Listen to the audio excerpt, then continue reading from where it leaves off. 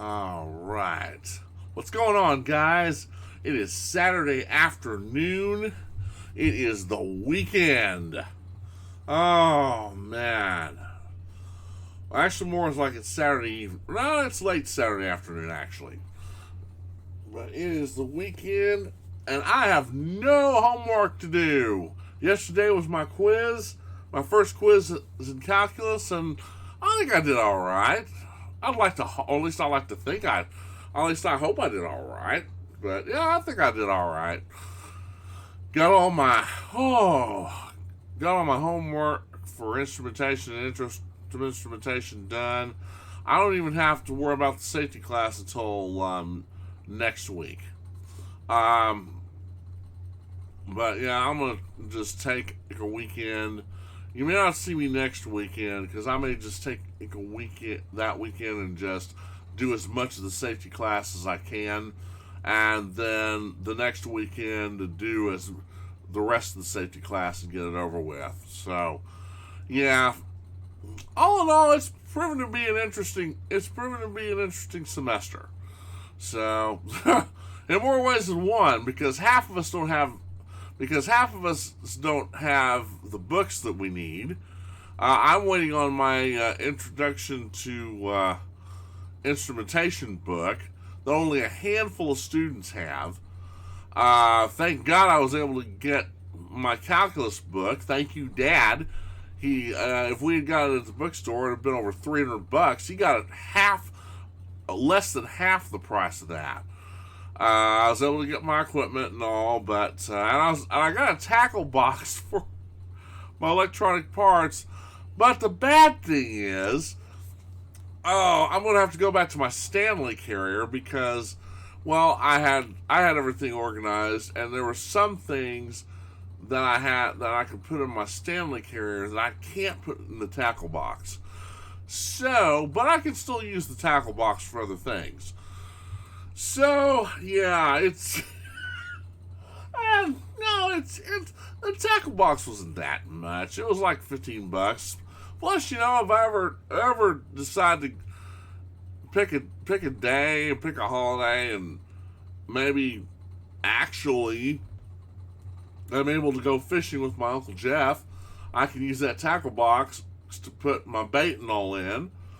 Get me a nice fishing rod, and yeah, maybe he and I can go fish. So, anyway, what's going on, guys? Hope you've had a great week. Hope you're enjoying the weekend. Hey, my Sooners won! We whooped Nebraska's ass. Oh, man. We have not done that in a long time. Oh, man. Or at least Brent Venables is the first coach in a long time whose team has beaten Nebraska in the first season since Barry Switzer back in the 1970s. You don't know who Barry Switzer is. I pity you. Shame on you. He was the coach of the Sooners. He coached the Dallas Cowboys. He's pretty big time, guys. Heck, I even have a picture of him with. Let me rephrase that. I even have a picture with him. It's him and my dad and myself when I was a kid. I've got a lot of pictures of the old Sooners back in the 1980s. Even Brian Bosworth, Tony Casillas, Troy Aikman. And there's another one you may know of. Oh man, Marcus Dupree. Poor Marcus, bless his heart. Just got in with the wrong crowd, but at least he is okay. So it is the 17th, people, and it's September, and it won't be long before a certain month crawls upon us. You know what I'm talking about. That's right, Halloween. The Halloween season. So, I have not done this in a while, so we're going to do some reaction videos to the great man the great British narrator himself, Lazy Masquerade.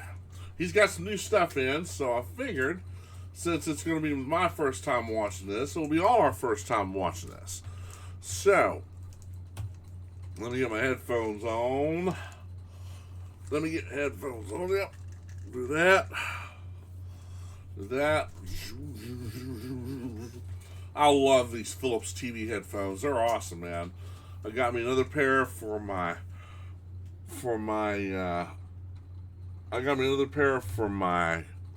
lounge room. I got me a pair for my dad. He really likes his too. So the sound is really comes through perfectly. So, all right. So without further ado, before we go any further, let me shrink. There we go. I'll go over here. All right. We'll do this. All right, guys. Let's see. Let me open this up. Lazy Masquerade. The best things happen in the dark. Remember that. All right. We'll start off with all these are the ones I've watched. All right. We'll start off with. Oh man. Man, I've been lazy. All right. We'll start off with 3 unsolved cases with terrifying final messages. As always, links to the original videos will be in the description box below. Definitely go visit Lazy Masquerade and watch some of his videos. They are creepy. I guarantee you. Especially some of the Halloween ones that he has. And especially some of the urban stories that he's gathered up around during the last few years. Lazy Masquerade is quite a good storyteller. I love this guy. He's awesome. So without further, if you like what you see, leave a like and subscribe to him. He's got 1.48 million subscribers. Wow. Wish I had that many. Oh, and speaking of which, if you like what you see, please leave a like and subscribe to my channel. I would really appreciate it. So without further ado, let's listen to and watch the 3 unsolved cases with terrifying final messages. You guys ready? I know I am. So without further ado, away we go.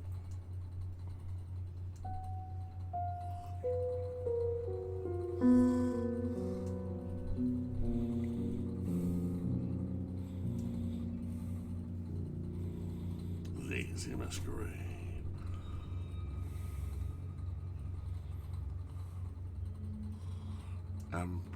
Amber Tucaro's last phone call.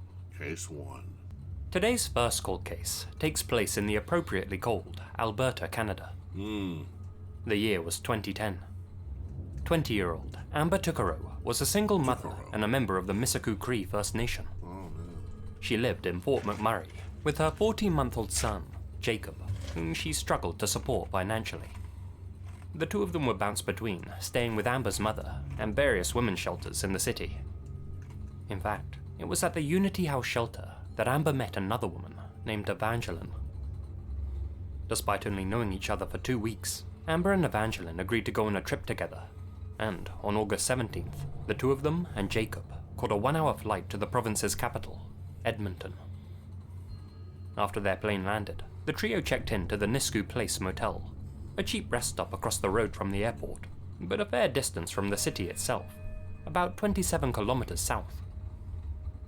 The following day, at approximately 8 p.m, Amber left her son in the care of her new acquaintance, Evangeline, and exited the motel to head into Edmonton.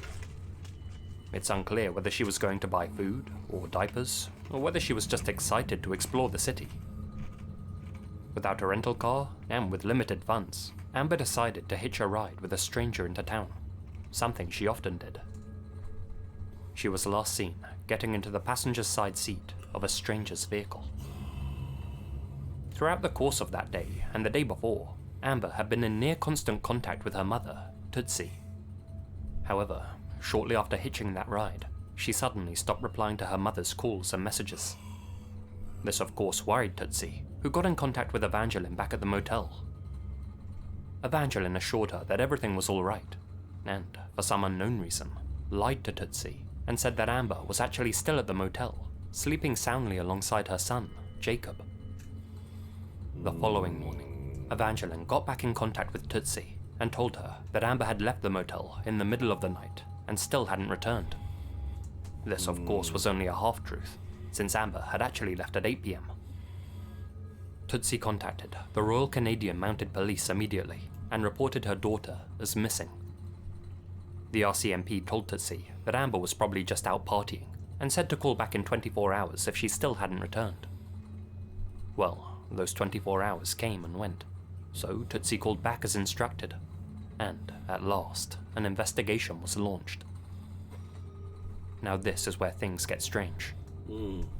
8 days later, on August 28th, the investigation was quickly closed after a sighting of Amber was reported to the police. What? The authorities didn't bother to investigate the veracity of this alleged sighting and took the report at face value. Then, on September 4th, the police announced that Amber wasn't in any danger, claiming that they knew for a fact she was still in Edmonton, alive and well. What? As it would turn out, that was either a huge mistake or a bare-faced lie.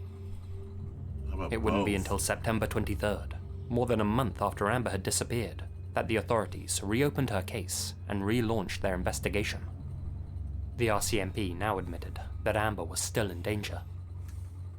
It would eventually come to light that during their search for Amber, they accidentally destroyed many of her belongings without processing them into evidence, failed to interview her acquaintance, Evangeline, and didn't even interview her mother, Tootsie, for over 4 months. Their handling of Amber's case has been widely criticized.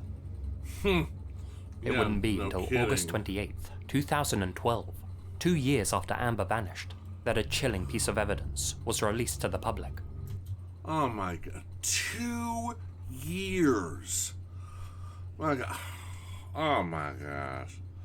If these were my officers and I was the chief, every one of them would be fired. This is incompetence to the maximum. Oh my god. Okay, well, let's find out what this evidence is. A 1-minute clip of Amber's final phone call, which she had made shortly after leaving the motel in a stranger's car. In the recording, which was captured inside the stranger's vehicle, a clearly terrified Amber talks with at least one unknown male and repeatedly asks him where she's being taken. I'll play the audio for you now, but fair warning, it's a disturbing listen. So if you don't want to hear it, you can skip ahead using the timestamp on the video progress bar.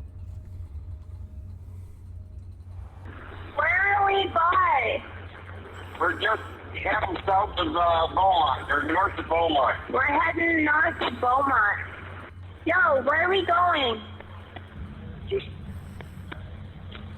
No, this is a... Are you fucking kidding me? You better not be taking me anywhere I don't want to go. I want to go into the city. Jeez. Yo, we're not going into the city, are we? We're going. No, we're not. Yes. Then where the fuck are these roads going to? 50th Street. 50th Street. Are you sure? Absolutely. Yo, where are we going? 50th Street. 50th Street. 50th Street. East, right? Over town. Bravo. Bravo.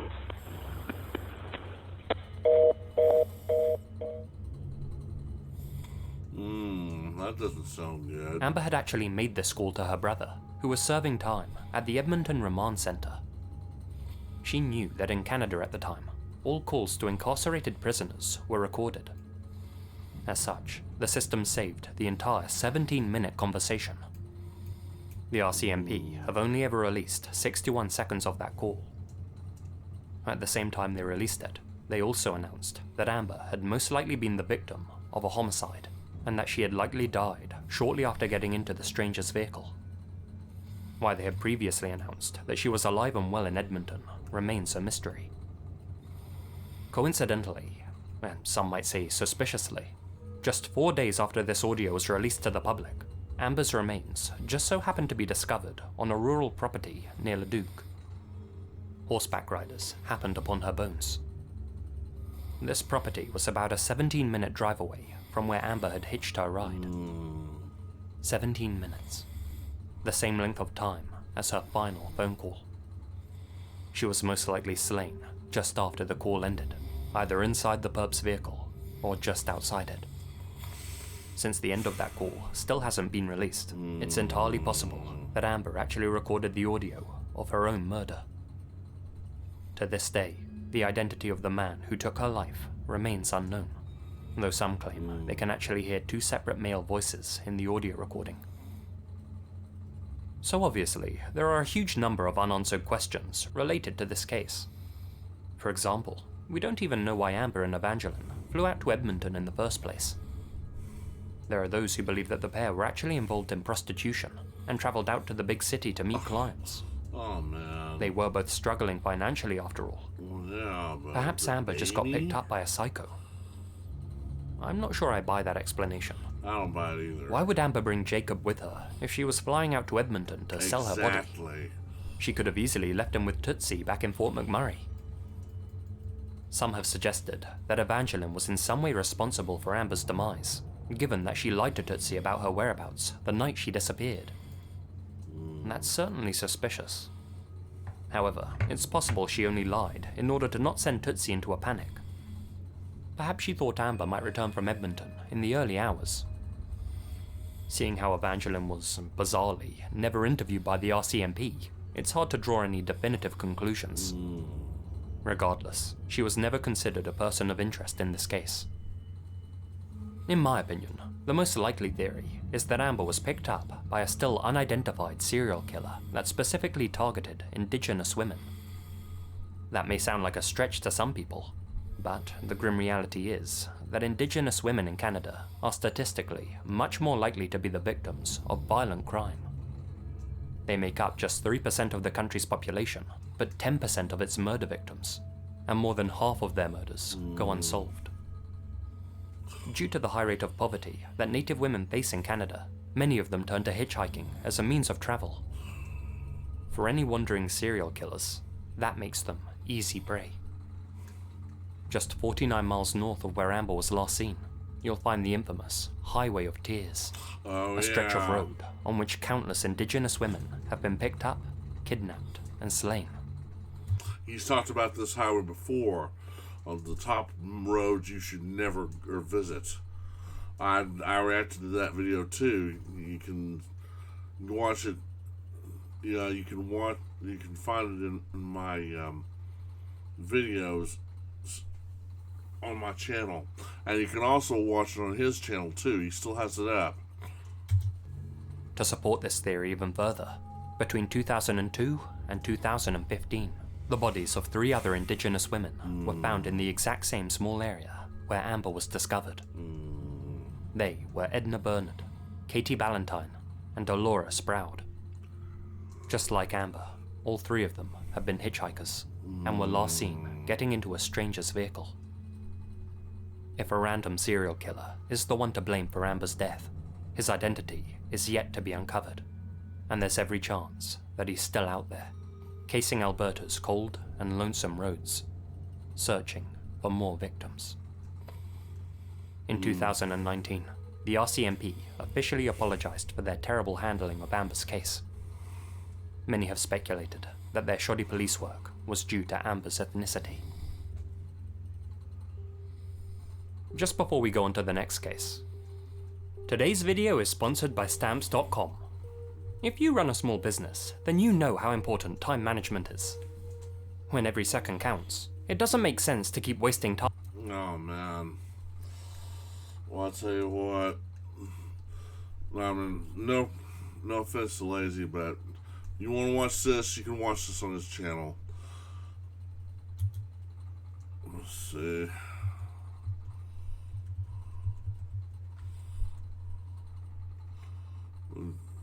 If you guys are interested in that, there's the address right there. Oh man, well, I think that's a perfect example of why you should never get in the car with a stranger, ever. No matter how easy you think something might be, if you did it this way, trust me, it's not worth it, guys. It's not worth it. This is the reason why our folks have told us when we were kids, don't ever get into a car with a stranger. And she was a grown up. And she got in the car with one. Maybe two. And now because of this, these guys were probably serial killers. Or they probably knew some people who were serial killers. And now she's dead. She's left her son motherless. Evangeline might have been in on it. But now poor little guy, he just has his grandmother. And his uncle, who's behind bars. He doesn't even have his mom anymore. It's not worth it, guys. It's not worth it. Digital scale. If anything happens to us. Completely different in 1,000 ways, but similar where it mattered. Kylan Scholt, 24, and Crystal Turner, 38, were an unconventional match made in heaven. Where Kylan was tall, young, and very much into stereotypically feminine things, Crystal was shorter, older, and more concerned with motorbikes and red meat. But as the old adage goes, opposites attract, and their personalities just complemented one another's. One thing that united them was that they were both free spirits. Nomads, in fact.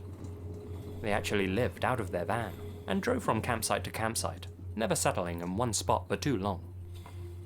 Their bond was bulletproof, and, in Kylan's own words, she credited Crystal with saving her life. Prior to their meeting back in 2019, Kylan was going through a very dark period. Her brother, Makian, had only recently lost his life after knocking on a friend's window in the middle of the night. His friend mistook him for a burglar and shot him through the window. She had also just gotten out of an abusive relationship and was struggling to recover, mentally and emotionally. When she met Crystal during a hike in Moab, Utah, the two instantly bonded over their love of nature, as well as their mutual, troubled pasts. Crystal herself had struggled with addiction and homelessness prior to meeting Kylan. Needless to say, they both helped to raise each other up. They married in a treehouse on April 20th, 2021, vowing to spend the rest of their lives together. An amount of time much shorter than anyone expected. Just 4 months later, on August 13th, both Kylan and Crystal were at Woody's Tavern in Moab, socializing with some friends. Surveillance footage shows the newlyweds at the bar, laughing and joking around. During that time, Kylan told her friends about a creepy man who had been lurking around their campsite and bothering them. She didn't elaborate much further, and only said that they were planning on moving to a different campsite to get away from him. Ominously, Kylan also sent a text to another friend, and, in a jokey manner, said that, quote, "If anything happens to us, we were murdered." The couple were last seen that night, leaving the bar at 9:30 p.m. The following morning, both Kylan and Crystal failed to turn up for work. After several days with no contact, Kylan's father, Sean Paul, called up one of their friends, a woman named Cindy, and asked her to check up on the pair of them, make sure everything was okay. Cindy began searching for the two missing women around Utah's LaSalle Mountains. On August 18th, she was making her way down to a creek whilst on the phone to Sean Paul. "I saw a body in the water, and I immediately turned away," said Cindy. "And I just kind of shut down inside. And I started rambling apparently, talking about the water, how pretty it was, what a beautiful location it was. I finally convinced myself that I had to look and confirm that there was a body there, because I wanted it to be logs or tree limbs, anything but what I was seeing. I finally turned around and looked, and I said, 'Sean, I found a body.'" Sean Paul's worst fears were confirmed right there and then. Lying face down in the creek was Kylan. Oh, man. He had just lost a second child. Oh, my Crystal's God. remains were discovered nearby soon after. They had both been shot multiple times, mostly in their backs, suggesting that they had tried to run from their killer. They were both found undressed from the waist down, though there was no evidence of any SA. Detectives combed the scene and the couple's campsite. Nothing appeared to have been stolen, and after a short investigation, they announced that the wider public weren't in any danger. Many believe they only made that announcement as not to deter tourists. And that's not something you should do, ever. If you've got a dangerous person in the woods, it's better to warn the tourists, stay out for a little while until we get this guy. While this guy's roaming around, you're not safe, your families aren't safe. It doesn't matter if it's not good for business. A lot of people, especially politicians, and especially the mayors of cities like this, of towns like this, of places like this, need to watch something like this as an example. It doesn't matter if it's not good for business. It's better to put a hole in your business for a little while until you're able to find the monster who did this, so you can get rid of him, and people who are your tourists can come back and enjoy these places safely and soundly. A private investigator would later reveal that the police actually had an audio recording of the slayings that they were keeping secret. According to the PI, the audio had been recorded at 11:35 a.m. on August 14th, the morning after Kylan and Crystal were last seen, and clearly featured the sound of gunshots and female screams. It's unclear how the authorities came into possession of this audio, or indeed who recorded it, but after the PI made that announcement, the police confirmed that the audio did indeed exist. It's yet to be released to the public. Still, even without hearing it, it tells us that the two women weren't slaughtered under cover of darkness after leaving the bar, but actually in broad daylight. Suspiciously, a young woman by the name of Gabby Petito had also been killed in that same camping site the very same month that Kylan and Crystal were slain. Her life had been taken by her fiancé, Brian Laundrie, while the pair of them drove around the country and lived out of their van. Brian penned a confession in his notebook before ending his own life a month later. The parallels between these two cases led the police to focus on Brian as a suspect in Kylan and Crystal's slayings, though, unbelievably, there was absolutely no evidence that linked him to their deaths. Oh my gosh. I guess that goes back to the old saying, you think you know somebody. Oh my god. What a shame. She's so pretty. Looking at this guy, just looking at him, it doesn't scream, nothing screams out to you that says monster. That's the creepy part. The fact that both incidents took place around the same time, in the same location, was simply a coincidence. Yeah, So, right. who did kill Kylan and Crystal? And why? Well, we don't know for sure just yet, but in May of this year, a huge announcement was made by the authorities. Adam Pinkusevich, a man who worked at the same McDonald's as Crystal, was formally identified as a suspect in the case. Pinkusevich had confessed to a friend that he was the one who had killed the newlyweds, a confession that has only just been brought to the police's attention. Now, whack jobs have been known to give false confessions in the past, but Pinkusevich actually mentioned details about the slaying that were only known to the investigators. What's more, he's confirmed to have been in the LaSalle Mountains at the time of the incident. If Pinkusevich is the man responsible, then, unfortunately, he escaped justice, at least in court. Within weeks of the slayings, he fled Utah and actually ended his own life. As of right now, the case is officially still open, but with this new breakthrough, the creepy man that Kylan mentioned may have finally been identified. We can only hope that that is the case, and that both of their families can find some closure. Keep an eye out for updates.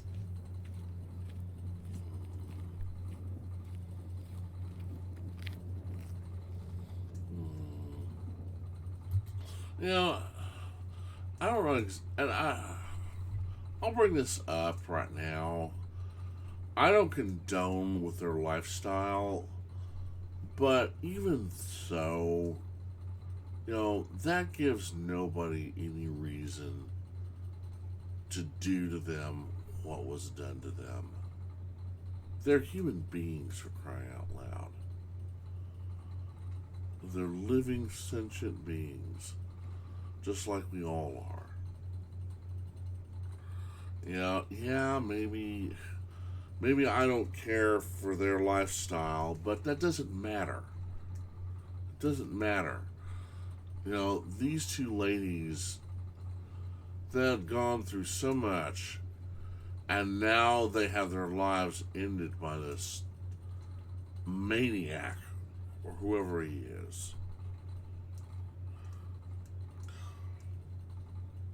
It's a crazy world, people. It's a crazy world. The year was 2001. Laurent Dubin was a 21-year-old man living in Paris, France. In Paris. Tall, rugged, and handsome. He was, of course, a hit with the ladies, and enjoyed partying and socializing with friends. Oh, of course. But what Laurent loved to do more than anything else in the world was cook. In fact, cool. he worked as a sous chef in a prestigious restaurant, and according to his mother, wouldn't miss a day of work for the world. Hey, good boy. After his shift on Sunday, the 7th of January, Laurent decided to take his scooter for a recreational ride. There you go. He went out to Issy-les-Moulineaux, a relatively safe commune just outside of Paris. But during Laurent's trip, something terrible happened, and to this day, detectives are still trying to piece together what exactly that was. At approximately 6 p.m., Laurent attempted to call a female friend of his, but she didn't answer her phone. As such, he left a message on her answering machine, one which people still debate the meaning of. With an apparently nervous tone, he simply said, "C'est chaud, je te rappellerai."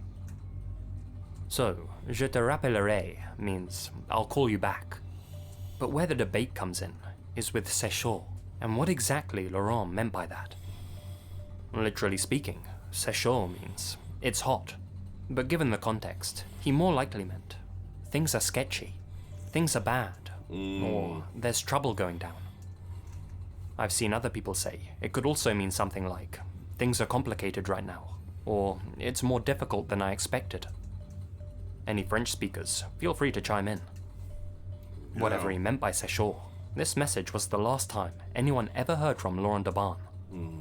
After that, he disappeared from the face of the earth and was never seen again. Oh my gosh. It's amazing how we can use our words and phrasings nowadays to communicate to somebody that, hey, something's wrong. Something's not right. I'll get back to you in just a minute. Unfortunately, sometimes you don't have that minute, which is in itself is scary. His body has never been found, and strangely, neither has his scooter. His passport was found inside his apartment, and he never made any withdrawals from his bank account after making that final call. Now, the police in France don't actually investigate missing person cases unless there's evidence that the person is in some form of danger. Otherwise, they prioritize a person's right to disappear without telling anyone over a family member's right to find them. In this case, however, they determined that Laurent hadn't willingly vanished, and a search for the young man began very soon after he went missing. To begin with, the police tried tracking Laurent's phone, but unfortunately, that led nowhere. It last pinged at 6 p.m. in Issy-les-Moulineaux after he had called his friend and left his message. After that, the device was either immediately turned off, ran out of battery, or was destroyed. It's not known what exactly Laurent wanted to tell his friend over the phone, or why he tried to contact her in particular, and not someone else. He may have just been returning a missed call, or he may have known that he was in imminent peril, and phoned the one person that he thought would pick up. Perhaps even the one person whose number he had memorized. This was 2001 after all, and mobile phones were still relatively primitive and uncommon. Yeah. Either way, the friend he called has since been interviewed, and according to them, They know nothing about what happened to Laurent, or why he left that final, cryptic message. It's also not known if Laurent drove out to Issy-les-Moulineaux for some other reason other than a relaxing drive. For example, there are some people online who say that c'est chaud is a phrase used in drug deals. In that context, c'est chaud, or it's hot, means that you can't buy or sell right now. This has led some to speculate whether Laurent was involved in the buying or selling of illicit substances. Uh-oh. They argue that his friend must actually know more than she's letting on, but is just playing dumb in order to cover her own derriere. Perhaps Laurent was going to buy some product for her. Perhaps that deal went bad. That's all entirely speculative, of course, but given the use of the phrase c'est chaud and his love of nightlife, it's entirely possible. There are, of course, numerous other theories about what happened to Laurent that fateful night. He may have simply fallen into the Seine River, or was accidentally killed by another motorist who hid his remains and scooter in a nearby forest. Of course, there are those who say that he simply went missing of his own accord, but I think that's extremely unlikely.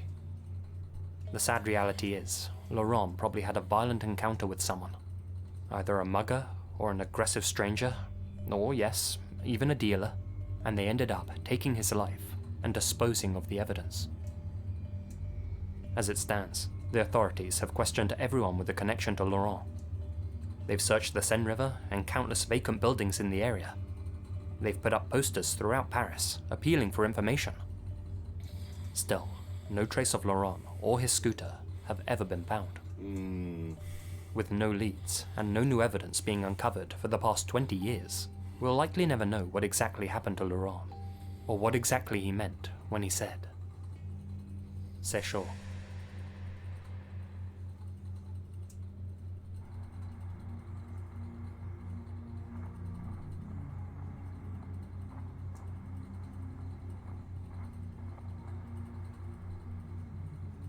Before the video ends, I'd like to say a huge thank you to all of my supporters here on YouTube and over on Patreon, especially my biggest supporters.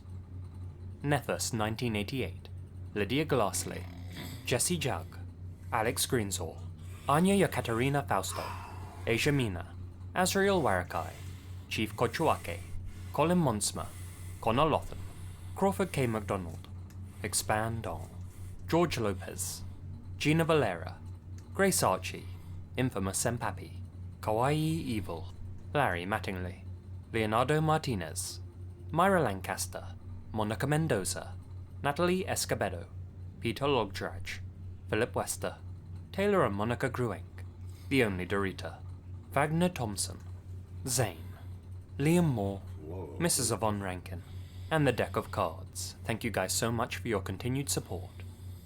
If you enjoyed the video, then be sure to subscribe and make sure that bell icon's turned on, and you'll be hearing from me again very soon. Until then, you all stay spooky. And remember, the best things happen in the dark.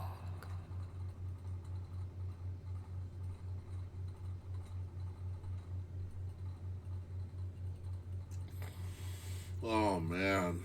Well, we did it, guys. Whoa. Jeez.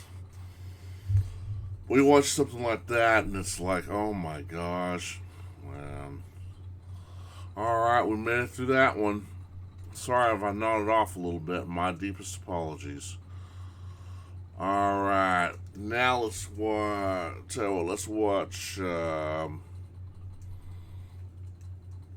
3 chilling final moments caught on camera. We're watching Lazy Masquerade, guys. Alright, so let's get going. You guys ready?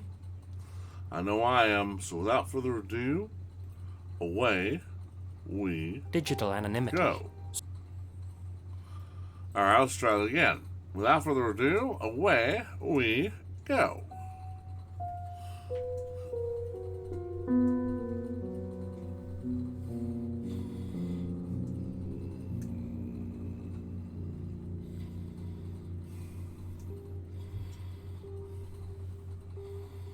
So I spend a lot of time online, and if narrating horror content for the past 7 years has taught me anything, It's that privacy and protection are important. Like any sensible person, I like to keep my personal information away from any prying eyes, which is why I use NordVPN. NordVPN's double data encryption allows me to stay hidden online and gives me increased digital anonymity. Yeah, I was thinking about, if anything, when I start working, I mean, Dad doesn't have to do it if he doesn't want to, but I think about when I start working, I'm starting earning the big bucks. I think I may want to start using this, especially if I'm working and I've got a good job and it pays well. Yeah, I protect myself online. Yeah, this probably wouldn't be such a bad idea.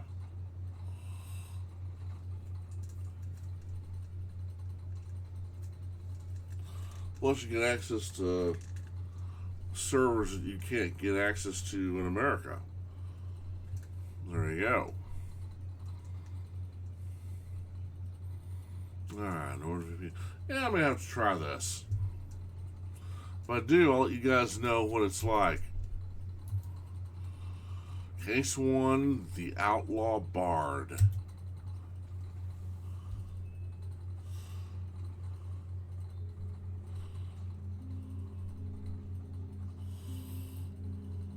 What you're currently watching is some of the last footage ever recorded of popular Mexican musician Chelino Sanchez. While performing at the Salon Bugambilias in Culathan, an audience member came up on stage and handed him a note. Written on that piece of paper was his death warrant, signed by the men who were about to take his life that very night. Oh my gosh. Can you imagine being up on stage? Performing, and somebody hands you a note and you read it, it's like basically says you're a dead man, you're gonna die tonight. Oh my gosh. But we'll get into the events of that night shortly. First, some context. Of course. Prior to hearing about this case, I hadn't actually heard of Chelino Sanchez, but it seems he was quite a popular artist. And even to this day, 30 years after his untimely demise, millions of people still listen to his music every month on Spotify. His popularity has grown since his death, but it's safe to say that even during his lifetime, Chelino wasn't some small fry singer, and was a legitimately well-respected musician with his own unique style. In fact, he pioneered the corrido prohibido, a style of musical storytelling that mythologizes narcos. The subject matter he covered made a lot of sense too. Chelino had a rough start in life, and had to learn to be tough from a very young age. When Chelino was just 6 years old, his father passed away, and he assumed the man of the house role. As such, he was very protective of his family. When Chelino was 15, his sister was raped by a man called Chapo Perez, a rich and powerful mafioso from his hometown. 2 years later, Chelino hunted Chapo down at a party. He shot and killed him, and then fled to Tijuana. Later that year, he managed to cross the border into the US and made his way to Los Angeles with big dreams of becoming a superstar. Adding to the drama of Chelino's life, in 1984, one of his brothers was killed in a Tijuanan hotel room, inspiring him to write his first ballad in the style which he would soon become famous for. Not long after his brother's demise, Chelino found himself in prison. The young outlaw had been rumbled for a slew of petty crimes which he had committed while providing for himself. While inside, he wrote songs for his fellow inmates, using their life stories as inspiration for his lyrics.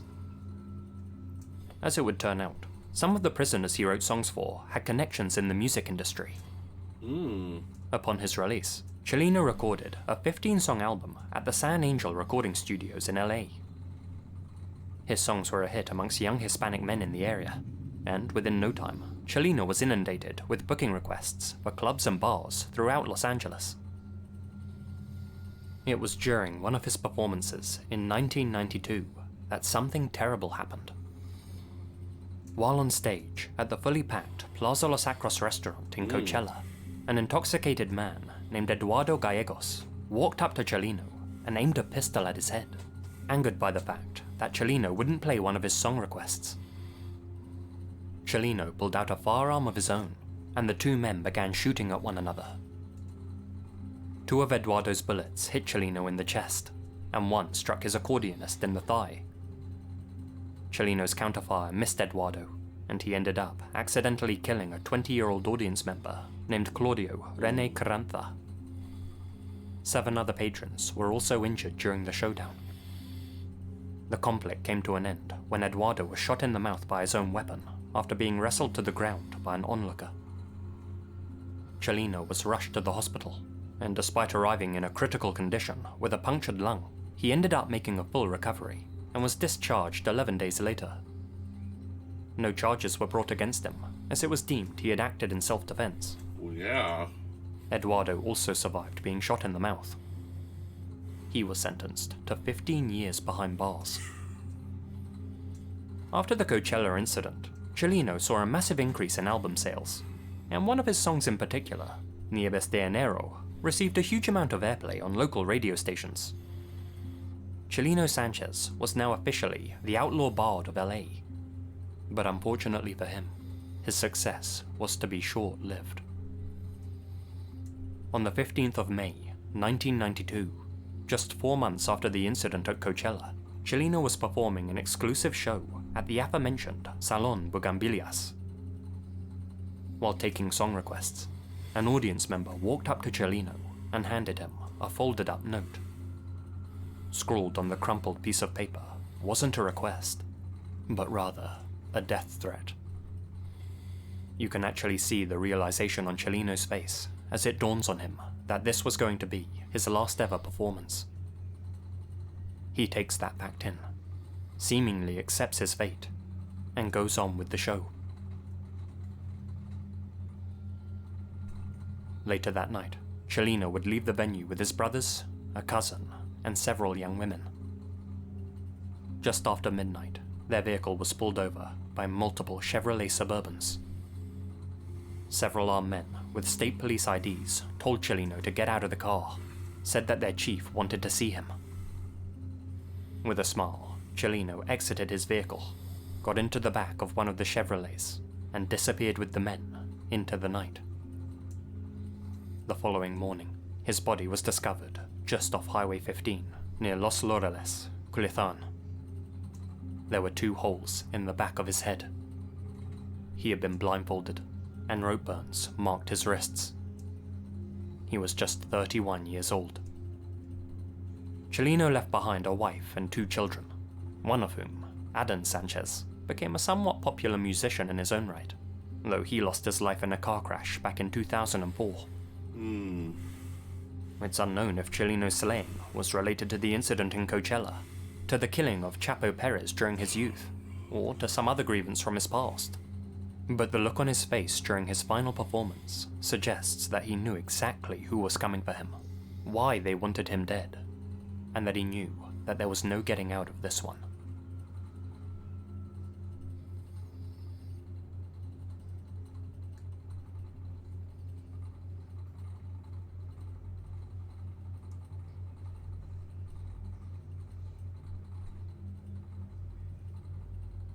Trevor Dealey was a 22-year-old man who lived and worked in Dublin, the Republic of Ireland.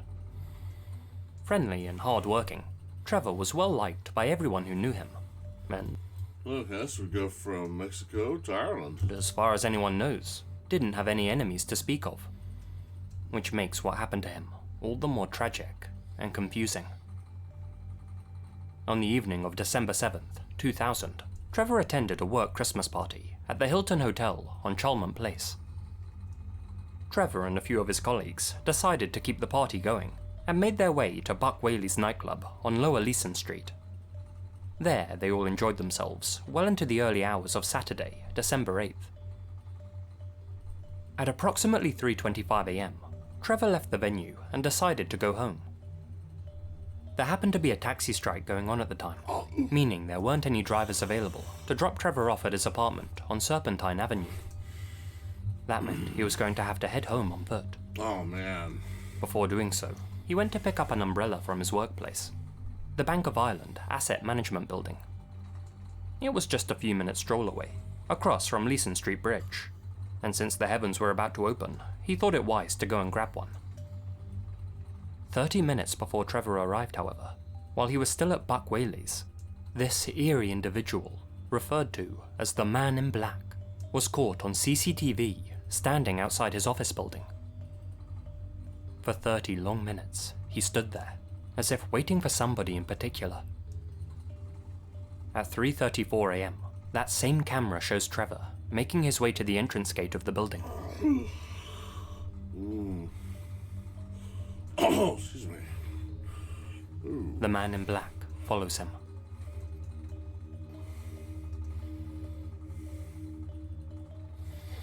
As Trevor unlocks the gate, the man approaches and briefly chats with him about something.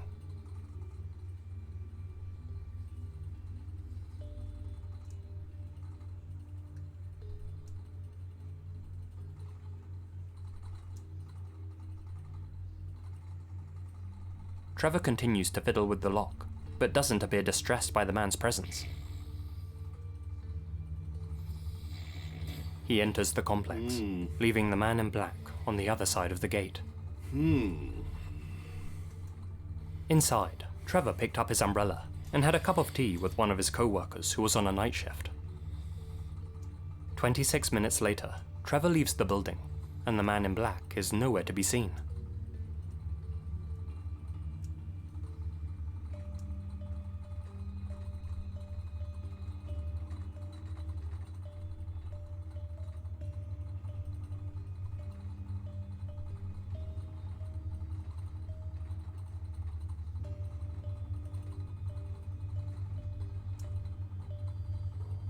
Trevor continued on in the direction of his house, and was last caught on camera at 4:14 a.m, passing an ATM on Haddington Road.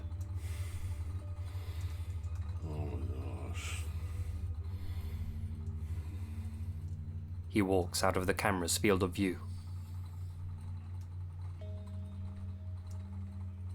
And a Man in Black enters, trailing closely behind him.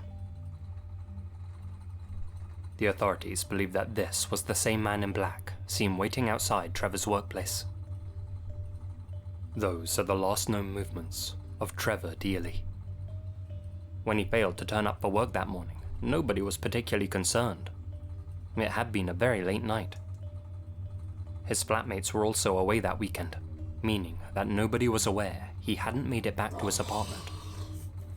The alarm was only sounded the following Monday, when he again failed to turn up for work, and nobody was able to contact him. An investigation into Trevor Dealey's disappearance was launched. The local area was thoroughly searched. The River Dodder was scoured. Missing person posters were placed all around the city. The police followed over 700 lines of inquiry. Derelict sites were unearthed in search of his remains. But no trace of the young man was ever found. To this day, nearly 22 years after he vanished, Trevor's whereabouts and well-being remain a mystery. Even now, the search for Trevor continues, with this age-progressed image of the missing man being created and released to the public, showing what he may have looked like at the age of 35. Needless to say, the main question on everyone's lips is, who is that Man in Black? Unfortunately, we still don't know, though for obvious reasons, he's considered a prime suspect in Trevor's disappearance, and in all likelihood, death. Though when it comes to a motive, everyone who knew Trevor has been left scratching their heads. Could this have been a dispute over a woman? Over a debt? An old grudge perhaps? Or was this simply a random targeting? We don't know. For 2 decades, the authorities have done their utmost to ID the shadowy figure in these images, but due to the lack of detail in the recordings, and a lack of leads, they've never been able to. All they know for certain is that this wasn't one of Trevor's colleagues. After all these years, the man who was seen following Trevor still keeps me awake at night, said Trevor's brother, Mark. That individual sticks in my mind because they've never been formally identified or come forward. Having looked at the footage again and again, I was hoping someone might have recognized the way they walk. I would do anything to find out who this person is, and would have no problem in meeting anyone who might be able to give us some information. Who is this elusive Man in Black? A €100,000 reward is available to anyone who has the answer to that question. Or indeed, to whoever has any other valuable information pertaining to Trevor's disappearance. Oh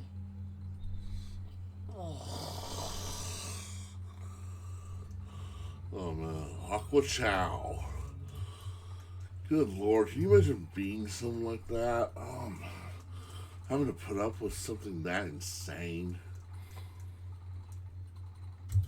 To end this video, a very recent case from Hong Kong. Zhao Weiqian, better known by her Western name, Aqua Chow, was a rather prominent yoga teacher and influencer with a sizable following on Instagram and other social media platforms. Judging by all of her posts, the glamorous 23-year-old appeared to be living the perfect life. Young, rich, and with thousands of adoring fans, it seemed as if the world was Aqua's oyster, and that she was leading the type of existence most people can only dream of. But, as we know, influencers only ever present the best parts of their lives online. The highlight reels, so to speak. Behind the scenes, Aqua was actually having problems with her ex-boyfriend, 28-year-old Alex Lowe. The pair had recently split up in December of 2021 after Alex threatened Aqua's life during a heated argument. Alex had been arrested as a result. After the breakup, Aqua tried to move on with her life and kept her fans fed with more and more content. That is, until June 27th of this year, when Aqua made her final Instagram post, a video of her playing golf. After that, she seemingly disappeared from the internet. That was odd, seeing how she usually posted at least every other day. Stranger than her lack of posts, however, was the fact that on June 30th, she missed her scheduled flight to the US, where she was about to begin further studies. Aqua's mother tried contacting her to check that she was at the airport, but was unable to get through to her. Concerned about her daughter's well-being, she contacted the Hong Kong authorities. But she needn't have bothered. That same day, Aqua's ex-boyfriend, Alex Lowe, went to the Tai Sin police station with his lawyer and handed them a hotel room key. The police immediately went to the 5-star hotel Aqua had stayed at the previous night, the Ritz-Carlton in Tim Sa Shui. They entered her room using the key Alex had provided them and found Aqua, hacked to pieces, in the bathtub. Her head was submerged in the water. In the bath with her was the 27cm blade used to end her life. There were clear signs of a struggle, and Aqua had suffered over 30 punctures to her torso and throat. Oh my gosh.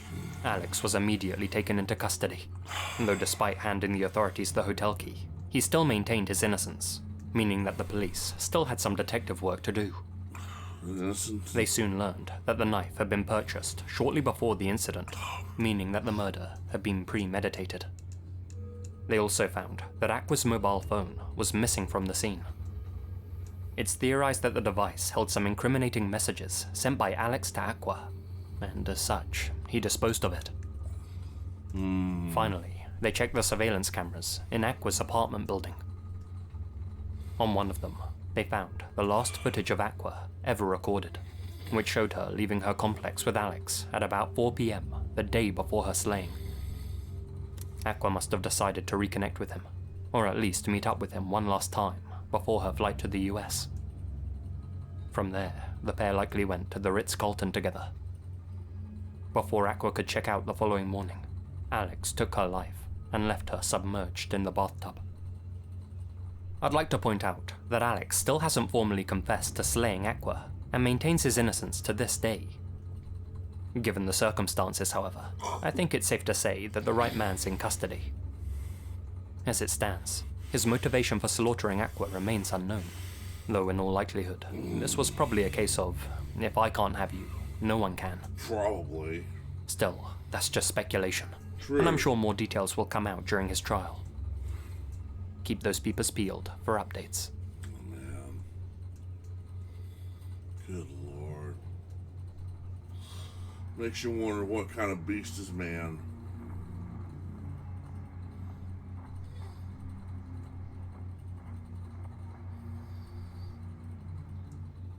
A huge shout out to my supporters here on YouTube and over on Patreon.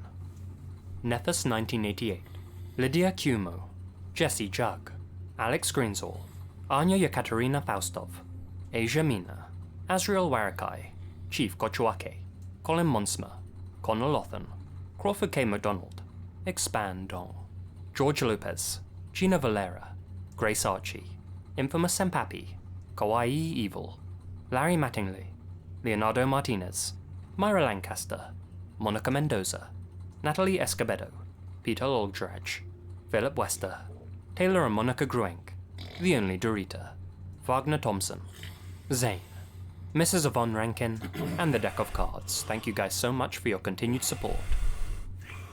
You all stay spooky. And remember, the best things happen in the dark. in the dark. Alright, guys, there's our second one. My apologies for nodding off just a little bit. I didn't mean to. Oh, guys. Oh. Yeah, my allergies are also really acting up on me. I need to take some medicine here. Oops.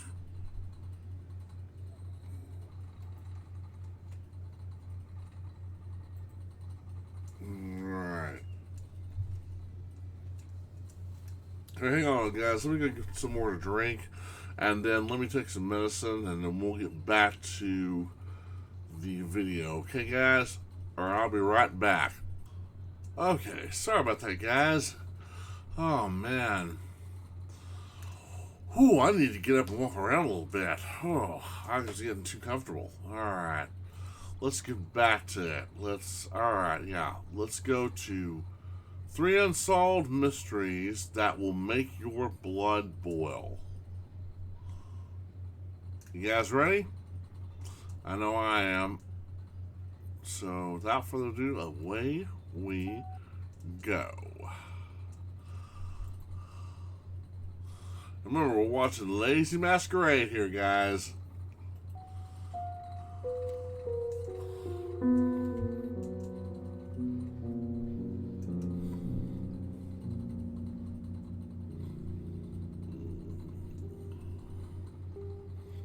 Today's video is sponsored by Raycon, my go-to pair of earbuds for the past 3 years now. With 8 hours of playtime and 32 hours of battery life, earbuds are extremely reliable and there is Lazy Masquerade himself. for long workout sessions at the gym or lazy weekends on the sofa. They're super comfortable. What with their I guess I'm gonna have to try one of these days. fall asleep wearing while listening to something spooky. For more physically demanding activities, you don't need to worry about falling out. Raycon earbuds stay There he is, right there. Different situations call for different audio. Sorry, girls, he's married. Raycon earbuds. You can I heard seamlessly switch between he's living in customized Japan, profiles. and he's married. I heard his wife's really pretty. In a podcast or audiobook. Balance sound for warmth and depth whenever I'm vibing to some lighter tunes. And bass sound, which really brings my old school hip hop playlist to life. With the press of a button, you can also alternate between noise isolation mode and awareness mode. The former for when you want to block out the world, and the latter for when you want to hear what's going on around you. Right now, viewers of my channel can get a huge discount. That's pretty cool. Click the link in the description box or go to buyraycon.com. Alright, just a minute. And you'll get a whopping 15% off your Raycon purchase. Be part of the next wave of premium wireless audio. Just a minute, guys. Oh, that's okay. I'll get back to you later. No, fine. Here. Sorry about that, guys. Dad wanted to run by me a Sorry, I victory. didn't mean to interrupt you. It's alright, Dad. Dad wanted to run by me a victory celebration idea for dinner, so yeah, we're gonna do that tonight. We're gonna have pizza and beer. We're gonna watch Svengoolie, and we're gonna watch a few other things. So yeah. Alright. Now, oh, whoop. Wrong one. Alright. Back to it. Sorry, Lazy.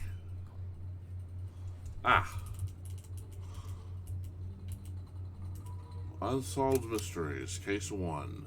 In January of 1968, a 21-year-old single mother named Sandra Jackson was living with her 5-month-old daughter, Kimberly, in the small northern English town of Norton. One evening, as Sandra waited for her daughter's bathwater to cool, she began warming up a bottle of milk in her apartment's kitchen.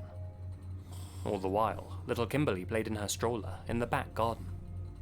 Her stroller was fitted with a set of wooden rattles that would keep her entertained while Sandra fulfilled her motherly duties. The layout of the home was such that she could keep an eye on Kimberly if the kitchen's rear door remained open.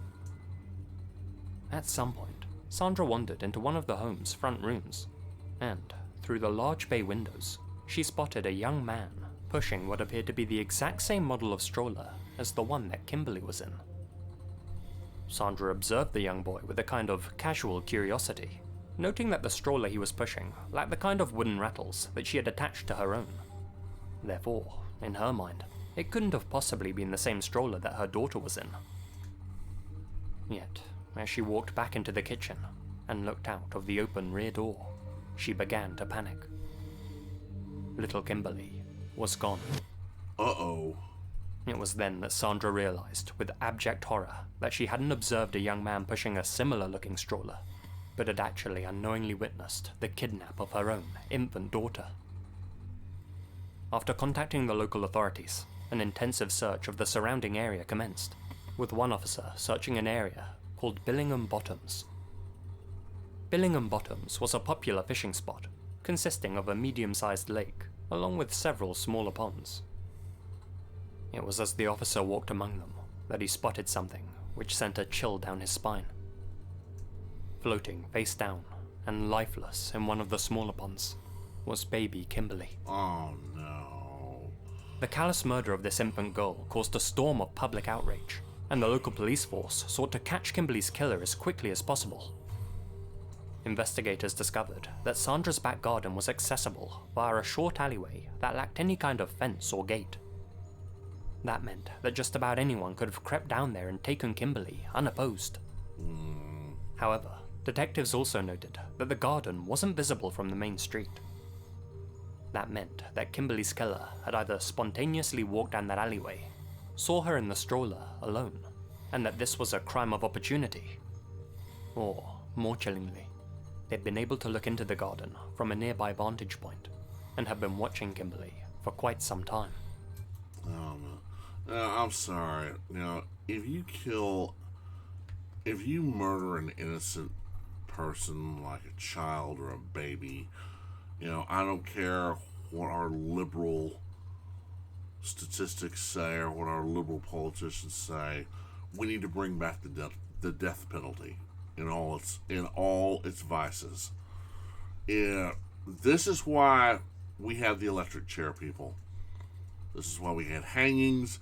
This is why we had beheading in the past. Lethal injections ain't going to do it all the time. Lethal injections, you want to keep it fine. But you bring back the gas chamber, and if anything, you bring back the electric chair. Because, I'm sorry, if you murder an innocent person, especially a little one like this, you deserve to die.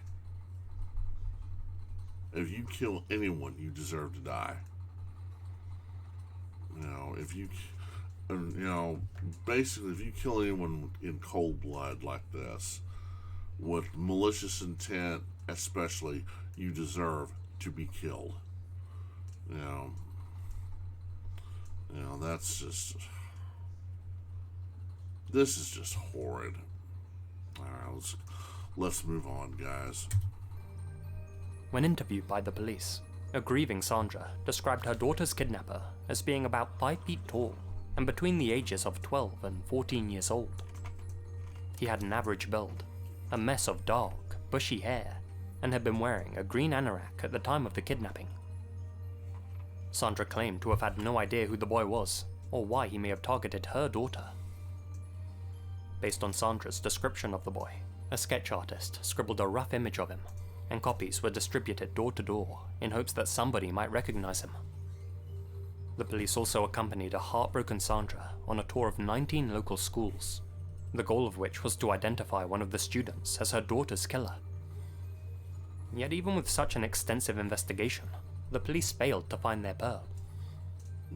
For some, the idea that such a young person could commit such a heinous act was almost too horrible to consider. Believe it. Cynics began to speculate that Sandra was trying to cover up the fact that she had been the one to drown her own daughter, Her failure to identify the boy that she had witnessed was because he didn't exist.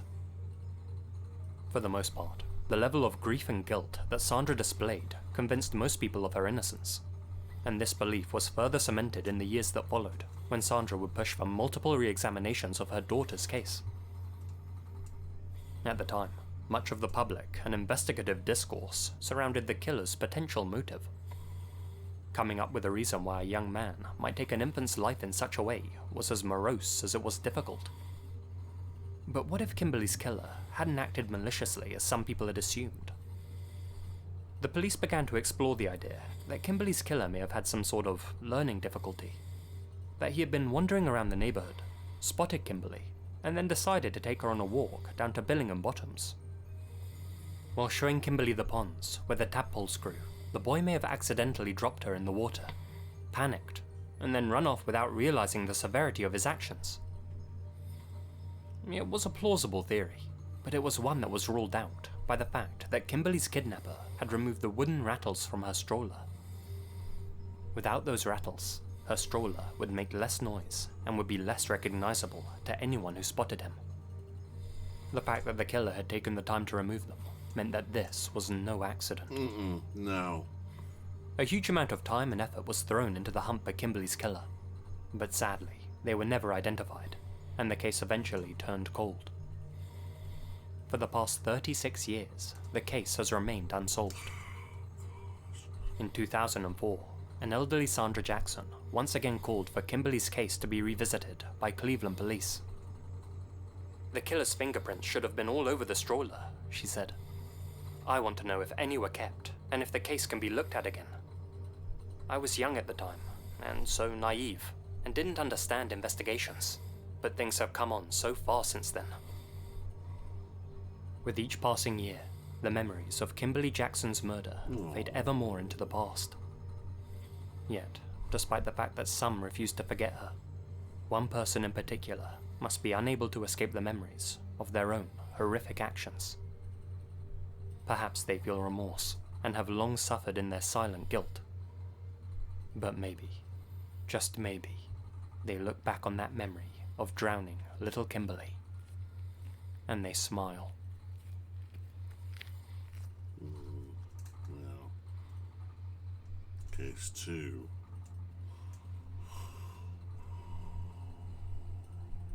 On the morning of February 23rd, 1987, 23-year-old Jay Potter Mintz received a phone call from her mother. Jay was living with her infant son in Leland, North Carolina, having recently separated from her husband, who was stationed with the US military in Germany. To support herself, Jay got a job as a waitress at a restaurant in nearby Wilmington, and had just started dating again. Since the following day would mark her son's second birthday, Jay was busy preparing a small party for him. It had been a busy morning too, as just an hour earlier, she had sold a waterbed to a man who had spotted her advertisement in a local paper. Due to an unfortunate miscomputation, Jay's mother had actually promised the waterbed to another buyer, but after failing to make a note of the buyer's phone number, she was unable to call him back to cancel the sale. Thing is, her mother had already given the man directions to Jay's house. Jay assured her mother that she had diffused the situation with a polite apology. Suitably reassured, Jay's mother Lorraine ended the call, unaware that it would be the last time she would ever talk to her daughter. Later that day, Lorraine once again tried to call her daughter to confirm that the sale was successful, but this time, Jay didn't answer the phone. After becoming increasingly concerned, Lorraine drove over to Jay's house to make sure she was okay. When she arrived, she could immediately tell something was horribly wrong. The door to Jay's house was wide open. After Lorraine walked inside, she heard the sound of Jay's 2-year-old son screaming at the top of his lungs. After a brief search of the home, Lorraine burst into an upstairs bedroom and was greeted by a sight that would haunt her for the rest of her life. The sight of Jay lying on a blood-soaked mattress. Her throat had been slit, and her torso was a mess of multiple stab wounds. Oh my gosh. Lorraine found her 2-year-old grandson alive and well in another room. She asked if he was okay, and he simply replied, "Mean man hurt mummy. Mummy, cry." Jay's murder sent shockwaves throughout the small town of Leland. Oh my gosh. The public heard how a newspaper clipping of Jay's waterbed ad had been found left behind at the scene, seemingly confirming that she had been murdered by a prospective buyer. Oh my god. Can you imagine what a little one like that, how traumatized they would be from something like that? Oh my gosh. I can't even begin to imagine what that would be like. This poor little boy. You know, first he loses his dad in a divorce, and then now he loses his mom in a murder homicide. Oh gosh. Jay's 63-year-old mother Lorene was so grief-stricken that she passed away from a heart attack just a few months after local media revisited the case in 2007. Oh my! And now he loses his grandma. Oh my gosh. Oh my god! I cannot even begin to think what he must have gone through. It was said that she felt such a soul-crushing guilt that she had provided her daughter's killer with her address, that the stress literally killed her. She lived with so much pain and guilt for the rest of her life, said Lorene's surviving daughter, Jill Watts. Her heart was broken. She always said if she had arrived earlier, maybe she could have deterred the killer. She thought maybe things would have turned out differently. Jill had been driving over to Jay's from her home in Colorado on the day of the slaying, and didn't receive the bad news until she arrived. It was devastating, she later said. One day we're planning a birthday party, and the next, she's just gone. We had plans. She had a life to live. It's been a nightmare ever since. Jay was kind-hearted and a good person and loved her kids. I can't think of anyone who didn't like her. Why someone would want to do this to her is unimaginable. During the course of their investigation, homicide detectives questioned a cousin of Jay's named Angela. Angela had been living with Jay in the months preceding her murder. Interestingly, she told detectives that Jay had been receiving a large amount of unwanted attention over the previous few months, and that she believed at least 2 or 3 men had been bothering her. Angela claimed that one of the men would rake out the words, "I love you, Jay," in the gravel driveway of her cousin's home. Another used to bombard her with red roses, and even arrived unannounced at her workplace in attempts to romance her. Angela was quick to add that Jay politely but firmly rejected her potential suitors, but there were a handful that just couldn't seem to let go. Of course. Angela also noted that Jay seemed to receive some deeply disturbing phone calls too.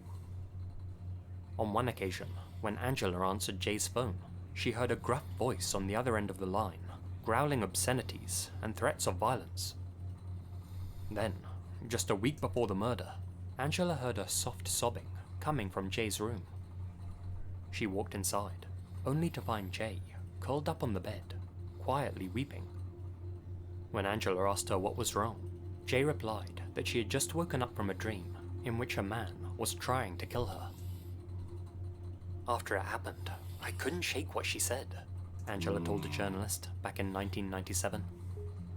It's like she knew what was about to happen. After a failure to identify any potential suspects caused the investigation to stall, a diversion of resources further impeded the hunt for Jay's killer, and it wasn't long before the case went cold. Even after 29 years, the Brunswick County Sheriff's Office still actively worked to solve Jay's case. In 2016, an officer by the name of Lieutenant Israel West was placed in charge of the investigation. During a press conference, he said that a number of different suspects had been questioned over the years. "We don't consider Jay's case a cold case. It's just unsolved," said Lieutenant West. "I put as much energy and care into her case as I would want if it were me or someone I loved." Lieutenant West also stated that the future of the case rested on any potential DNA evidence recovered from the scene, and that the sheriff's office were waiting on the results of an advanced DNA recovery procedure that might shed some light on the killer's identity. Perhaps the detail which has most baffled investigators over the years is how Jay's killer was able to get inside and out of her home without anyone noticing him. Jay's house was situated on a very busy main road, in a neighborhood where people regularly walked or cycled through the streets. It all seemed very calculated, a family member later said. Almost like the guy really knew what he was doing, you know. But the thing I fear the most is that whoever killed Jay has gone on to kill other women over the years. I mean, who knows how many more times this has happened, and the guy's just gotten away with it. It's that final sentiment that seems to be the most terrifying. When a killer goes uncaught, injustice is just the first of many poisonous effects, and an even greater toxin is the threat to those ignorant of their peers' mortal sins, making us all ripe targets to be their next innocent victim. Oh, man. Good Lord. Case 3. On the afternoon of September 10th, 2021, Virginia-based newlyweds Corina Solorzano and Jason Cortez were making their way down a popular trail in Los Angeles' Ernest E. Debs Regional Park. 29-year-old Jason was from Silver Springs, Maryland. He attended Potomac Senior High School, and, following his graduation, went on to receive a Bachelor of Arts in Film and Video Studies at George Mason University. Jason was heavily involved in student organizations, and was an early member of the Iota chapter of Delta Kappa Alpha, a cinematic professional fraternity. This is where he first discovered a passion for screenwriting, movie directing, and, above all, photography. On that fateful day in September, Jason was visiting Los Angeles to photograph Debs Park as part of a lucrative photography project. Having tied the knot just a year before, he and Corina were very much in love, and they were looking forward to spending their first holiday season together in their new home that they had purchased back in Virginia. Yet little did they know that they were about to be visited by a chilling and senseless tragedy. At just after 3 p.m, the couple were wandering through the trees, and Jason was snapping pictures as they walked. Then, out of nowhere, the loud crack of a rifle could be heard coming from some nearby bushes. Corina turned to see Jason clutching his chest. Blood was leaking between his fingers. It was then that Corina realized in horror that Jason had been shot. He collapsed into the dirt. A fellow hiker happened across the stricken couple and managed to keep some pressure on Jason's wound. Yet despite the speedy arrival of paramedics, Jason sadly passed away while en route to the hospital. Gosh. Jason was not only my husband, but he was also my loyal friend, Corina told a press conference the following week. This will be the first holiday season I'll celebrate without him in 7 years, and his family and I are desperate for answers. We need to know who did this, and why. We need to understand what happened. We need help. During that press conference, a $50,000 reward was offered for any information which might lead to the capture of Jason's killer. It was also revealed that the bullet that had killed Jason had been fired from as close as 100 yards away. A wanted poster was circulated around neighboring states and featured a composite sketch of what the shooter was believed to look like. The poster described him as a Hispanic male aged between 20 and 30 years old, standing at 5'10", and who was wearing a blood-hooded sweatshirt. Talking to a local news station, the leading detective on the case called Jason's murder a senseless killing. There is no motive behind this, he added. It's something I can't explain. I talk to the family. I meet with them on a regular basis, and there's nothing I can say that will help them understand this. According to one journalist, the LAPD have been exploring the idea that Jason was murdered as some kind of gang initiation, and that he was targeted at random by someone whose only goal was to prove themselves capable of taking a life. Probably. others have suggested that his death may have been nothing more than a tragic hunting accident, with some novice hunter mistaking his movements as that of an animal's before opening fire. And yet, ask most hunters, and they'll tell you that the chances of a shooter being so careless are slim to none. If their accuracy at range was anything to go on, they had enough experience to know that what they were firing on was a human, and so it seems malicious intent trumps the possibility of criminal negligence. But who would be possessed by such evil that they'd stalk the hilly trails of Greater Los Angeles with the goal of killing at random? Over the past year or so, the LAPD have poured time and resources into answering that exact question. But, frustratingly, they're no closer to identifying a suspect now than they were in the weeks following Jason's murder. At Jason's memorial service, his father described him as a dedicated, intelligent, free spirit who was loved by many people. He went on to say that, quote, his love for his family and friends transcended over everything. He always had a smile, and made light of every situation he was dealt. He will be missed. While Jason rests in peace, the hunt for his killer continues, and we may have to wait many, many years before a suspect is finally charged. But in the meantime, we can only hope that whoever wandered up into those hills that day, intent on extinguishing an innocent life, doesn't get the urge to do so again. Yeah, really. Oh my gosh.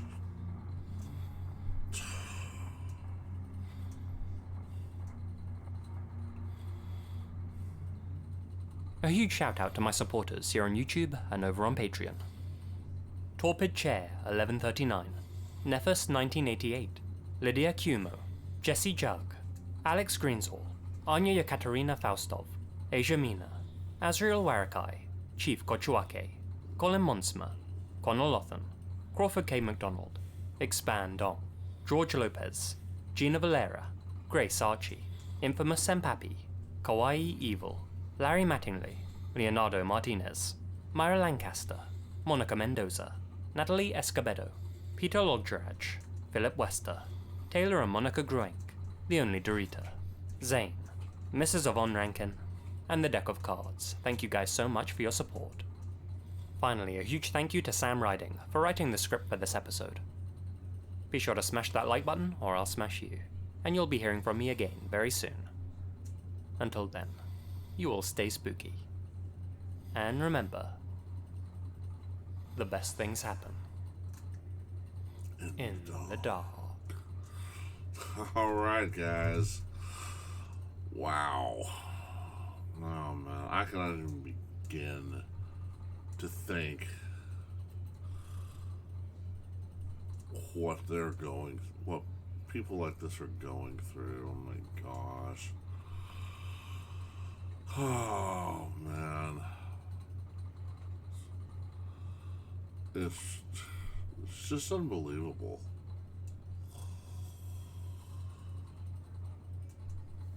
Oh, boy. Alright, guys. I think that's gonna call it. I think I'm gonna call it there. I think we're just gonna have those 3 videos. Like I said, if you like what you saw, hey, be sure to give Lazy Masquerade a visit. Watch his videos, guys. They are very good. He's a great storyteller. If just watching these that we reacted to, gives you anything, yeah. I've been watching this guy for years, man. This guy's awesome. So yeah, be sure and give him a like and subscribe. And if you like what you see here, please give me a like and subscribe too. And as always, links to the original videos will be in the description box below. And if you want to watch these without my commentary, that's fine. You're not going to hurt my feelings. So, until then, remember, from Mr. Lazy Masquerade, the best things happen in the dark, and I will see you in the next video. Until then, you guys stay safe and you guys stay awesome, okay?